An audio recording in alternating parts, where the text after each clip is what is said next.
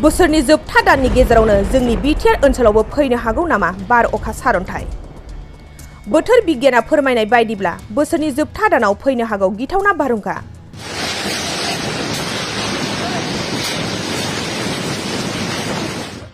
बोसोरनि जोबथा दाननिफ्रायनो बे गिख्रंथावना बारहुंखाया फैनो हागौ। बोथोर गुसुआवनो आरो बे बार अखाया फैनो हागौ। रायजोनि मोन 17टा जिल्लाफोराव बे बार अखाया फैनो हागौ। फैगौ 4 सानाव रायजोआव गोबां अखा हानो हागौ। बोथोर बिगियाना मोन 17 जिल्लाफोराव येलो एलार्ट फोसावदों। अखाजों लोगोसे सार अन्थाइबो गोग्लैनो हागौ। गोदान बोसोर हाबनायनि आगोलनो बोथोरा हरखाबै सोलायनो हागौ।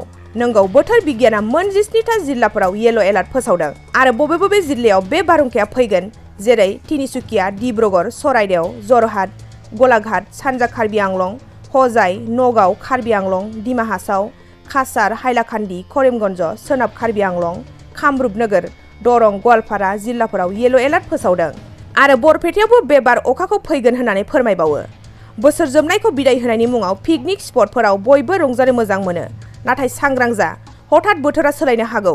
2024 फैनायनि आगोलनो बोथोरा गिख्रंथाव महराव सोलायनो हागौ।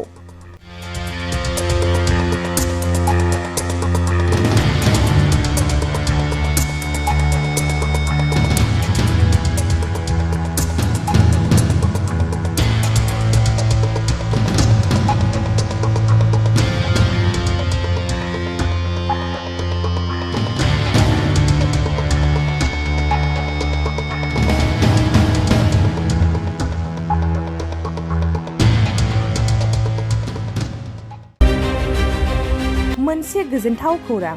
क'क्राझार सहरनि जेडि र'डजों नांजाबनाय सुदेमपुरि गांजिमा बाजाराव थानाय आइ आफा मेडलाइफ बिएम हस्पिटालाव बेराम सोखानो हानायनि गोबां खाबु दं।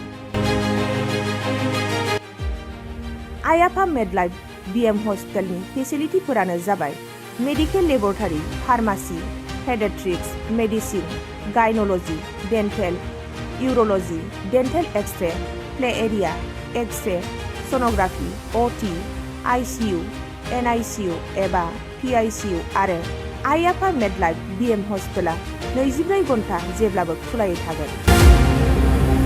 लांलाय लाबोलायनि एम्बुलेन्सआबो मोजाङै सार्भिस थागोन।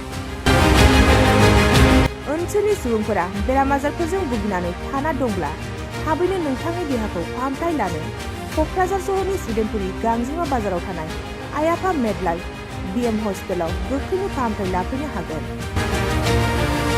आबुङै मिथिनो थाखाय 9101655430 एबा 8822688026 जानबुं नम्बराव खौरां लाहरनो हागोन।